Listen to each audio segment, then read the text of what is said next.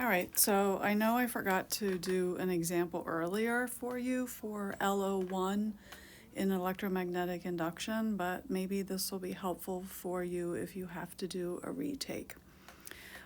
So in this problem, we have a circular loop of wire, and it's in a region of a uniform magnetic field, but the magnetic field is changing with time. So I guess it's uniformly distributed in space, but the field is actually changing. It's getting weaker as time goes on. And we have the expression for the time dependence of the magnetic field is given to us. So we want to find at a particular time the magnitude and direction of the induced current in the loop. So we start off in doing this problem, which is essentially an application of Lenz's law. We know that we first have to think about the magnetic flux that is going through this loop, which is the dot product of the magnetic field and the area because of the orientation of the loop and its relationship to the magnetic field. This is simply the magnetic field times the area. So we're given the expression for the magnetic field, and then the area would just be pi r squared. So if something is changing, so our EMF is related to the change in the magnetic flux over time. Remember that I told you when we take the derivative, we would take the derivative of B with respect to time times the area, plus then we would take the derivative of the area with respect to time times the magnetic field. That's like the proper way to take the derivative of a product. This is the product rule. In our particular problem, the area isn't changing at all. It's only the magnetic field. So we don't have to take the derivative of the area with respect to time because it's not changing. So if we take the derivative, so here I just want to take note, this represents the B, and this term represents the area, just so we're clear. If I take the derivative of the expression that I marked as B with respect to time, we would get minus the 16 times 10 to the minus 3. The minus sign is because of this right here, because the first term is just a constant. When I take the 16 times 10 to the minus 3 times the 1, that's just a constant, so that derivative is going to be 0. We're only going to get a value for the second term. So we get 3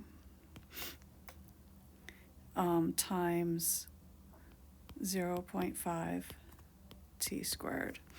So that's dB dt, and then we take it times pi r squared.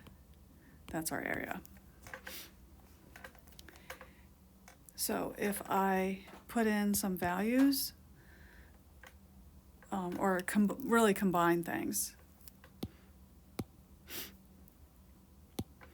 if I combine all these numbers, I just want to make it a little simpler. I got 2.4 times 10 to the minus 2 t squared times pi r squared. R is equal to 0.05 meters. And so if I put that value in,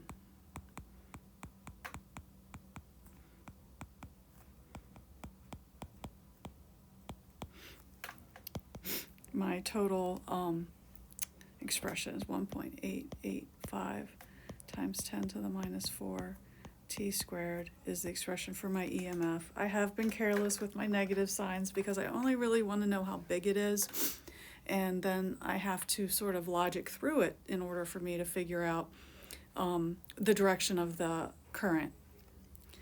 I'm going to evaluate this E at t equals 0.3 seconds.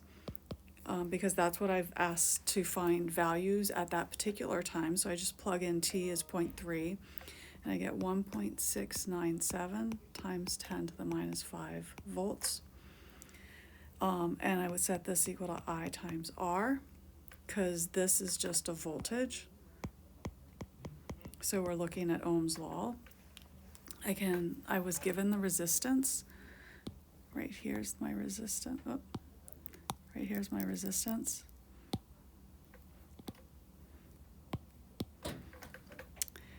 That value was 20 milliohms. Make sure I remember that this is 20 times 10 to the minus 3 ohms, that I use my units right. And the current that I end up getting is 8.48 times 10 to the minus 4 amps. So that's the value of my current. Now, which way is it going to go? All right, so here's my area that I'm just looking at the flux going through. The B is getting weaker, so my flux is decreasing as well. What I need to do is I want my current, that's my induced current, should create a B that's out of the page. So I need to supplement the magnetic field that's already present and work against it decreasing. So I want more field out of the page created by my current. And I test the two directions. These are the directions of the current, could be either clockwise or counterclockwise. If I use my right hand rule for clockwise current, I would create a magnetic field into the page. That's not what I want. I'm going to test my right hand rule for the other way. Counterclockwise creates a magnetic field out of the page, and that's the one I want. So this is how big my current is that was induced, and the direction of the current is counterclockwise. And that is an example of using Lenz's law.